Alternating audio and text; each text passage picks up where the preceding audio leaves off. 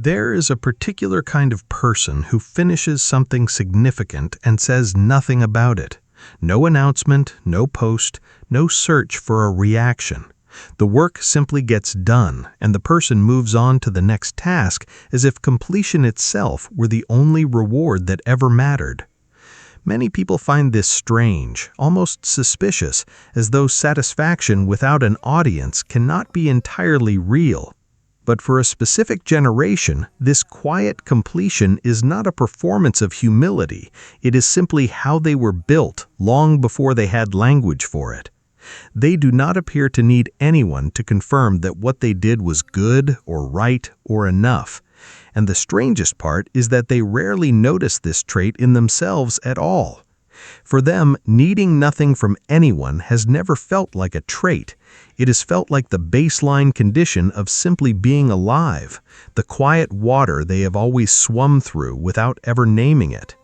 This tendency shows up in small, almost invisible ways throughout ordinary life. A Gen X employee finishes a difficult project and mentions it once, briefly, without waiting for praise. A Gen X parent solves a difficult problem quietly rather than narrating the effort to anyone nearby. A compliment is often met with a shrug rather than gratitude, as if the compliment were slightly beside the point. Many people in this generation feel a faint discomfort when someone tries to celebrate them directly. It is a discomfort they rarely examine, mostly because examining it seems entirely unnecessary. They are not modest in the traditional performative sense of the word. They simply do not appear to be waiting for anyone's reaction in the first place. Their private sense of whether something went well seems to originate somewhere internal. It is a place that does not appear to require external confirmation in order to function properly, a quiet internal courtroom where they alone serve as judge. This absence of dependency did not appear by accident, and it did not appear randomly. The brain gradually calibrates its need for external reassurance based on what reassurance was actually available during formative years. A child who receives consistent, attentive feedback learns to expect that feedback as a normal part of accomplishment. A child who does not receive that feedback learns something else entirely, almost without realizing it. The nervous system quietly adjusts its expectations to match its surrounding environment. It recalibrates what counts as a reliable signal that something has gone right. When adult attention becomes unpredictable or largely absent, a child's internal evaluation system has no real choice but to take over. It becomes the only consistent source of feedback available in the room. Over time, this internal system strengthens precisely because it has to. Meanwhile, the muscle for seeking external approval simply never develops in the same way it might in a different environment. If these ideas resonate with you, consider subscribing for more thoughtful explorations of psychology and human behavior. This kind of internal recalibration rarely happens all at once, in one dramatic moment a child might later recall. It happens gradually through hundreds of small, ordinary encounters that never individually seem significant. A missed recital, a forgotten conversation, a question about school that never gets asked twice. Each one seems minor in isolation. But repeated often enough, across years rather than weeks, these small absences begin to accumulate into something structural. The child does not experience a single loss so much as a slow erosion of expectation itself. Eventually, the expectation of being noticed simply stops forming in the first place. Its absence becomes difficult to identify later because there was never a dramatic loss to point toward. There was only a quiet, gradual redirection of where comfort was supposed to come from. That quiet recalibration becomes easier to understand once the surrounding conditions of the era come into focus. Gen X grew up during a period defined by a specific kind of quiet abandonment, not cruelty, but absence. Divorce rates rose sharply across the country through the 70s and into the 80s, reshaping millions of households almost overnight. Dual-income families became increasingly common as economic pressure pushed both parents into full-time work outside the home. The result was an entire generation of children who returned to empty houses in the afternoon. This phenomenon became common enough to earn its own cultural label, the latchkey kid. These children were not being punished, and no one intended them any harm. They were simply living inside a society that had not yet built structures to replace the supervision it had quietly removed. Parenting philosophies of the time reinforced this distance even further. Independence was favored over intervention, based on a widespread belief that self-reliant children would eventually grow into more capable adults. Even the language surrounding parenting shifted during these years, praising toughness and self-sufficiency as signs of good character rather than signs of neglect. Popular advice columns of the period frequently encouraged parents to let children solve their own disputes, manage their own boredom, and handle their own disappointments without adult mediation. This was framed as building resilience, a word that carried enormous cultural weight throughout the era. Few people paused to ask what resilience actually cost a child who had no other option available to them. Media at the time reflected this same distance directly back at them. Television offered structure without offering emotional scaffolding, entertainment without any real guidance attached to it. There were few adults present to narrate a child's mistakes or accomplishments because there were often few adults present at all during the hours that mattered most. Institutions that might have offered a stable external framework, whether political, religious, or civic in nature, were simultaneously losing credibility in the public eye. Watergate, sustained economic instability, and a growing cultural distrust of authority all combined to teach an entire generation the same quiet lesson. This lesson arrived long before it was ever spoken aloud directly. Do not expect someone else to confirm whether you are doing well enough. Figure it out yourself, quietly, because no one else is reliably coming to check. Even schools during this period tended to reward quiet compliance over emotional expression, reinforcing the idea that feelings were private matters best handled alone. Inside that widespread absence, something distinctly adoptive slowly began to take shape. When no one consistently evaluates a child's effort, the child develops an internal evaluator instead. This internal system is built out of necessity, not out of confidence. This adaptation was not a flaw in the underlying psychological architecture. It was a functional, intelligent response to an environment that offered very little external structure to lean on. A child who learned to assess their own competence without waiting for adult confirmation was protecting themselves. They were guarding against a world that might never offer that confirmation at all. Hyper-independence became less of a personality trait and more of a survival mechanism. It was quietly installed during years when dependency simply was not a reliable or available option. Distrust of external praise followed the exact same underlying logic. If praise had often been inconsistent, unreliable, or entirely absent, learning not to need it removed a vulnerability. It removed a weakness that could otherwise be exploited, disappointed, or quietly used against them. In this sense, emotional self-reliance functioned less like a philosophy and more like armor, fitted early and worn so long that its weight eventually disappeared. These early adaptations did not remain confined to childhood, sealed away in the past. They followed this generation directly into adulthood, quietly shaping careers, relationships, and entire identities. In the workplace, many Gen X professionals became known for getting things done without ever seeking recognition. They valued competence over visibility, often to their own professional disadvantage in modern environments. These environments increasingly rewarded self-promotion over quiet, consistent output. Many watched younger colleagues advance through visibility and confident self-narration, while their own quieter competence went unnoticed by comparison. This created a particular kind of professional frustration that rarely gets voiced aloud, a sense of being overlooked without ever quite being able to explain why the oversight kept happening. Some eventually adapted their outward behavior to match newer expectations.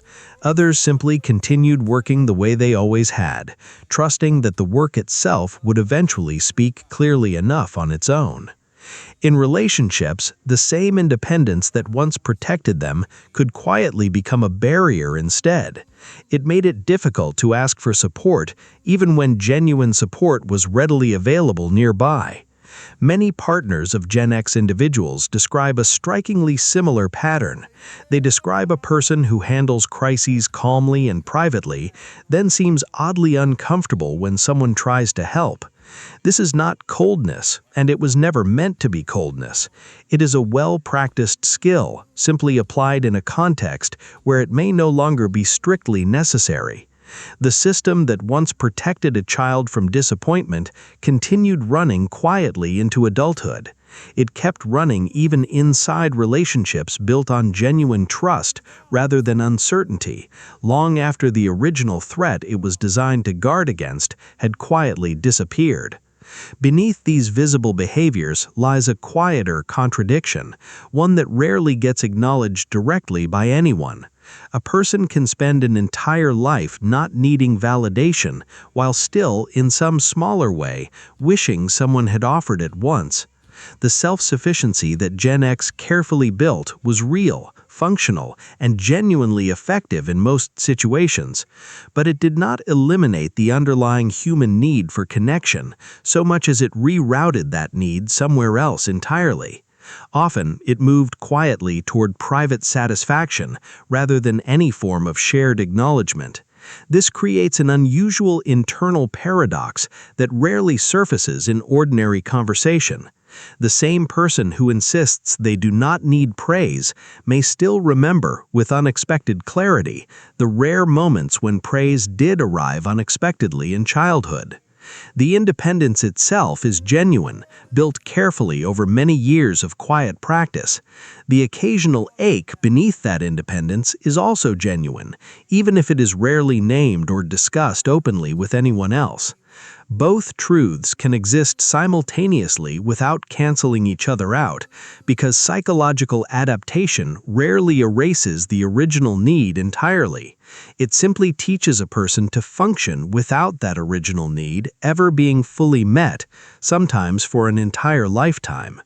This pattern extends well beyond any single generation once it is examined closely enough. Human beings have always adapted to whatever emotional resources were available in their surrounding environment.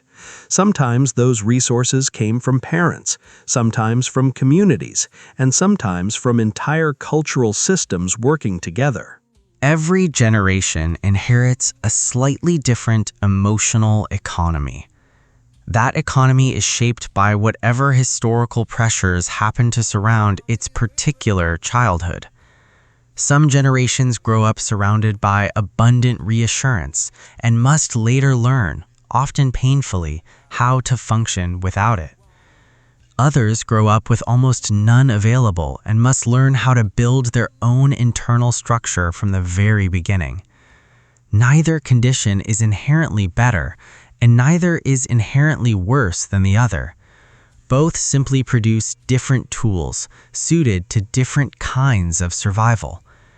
These tools are carried forward long after the original circumstances that first required them have quietly disappeared, embedded so deeply that they eventually stop looking like tools at all.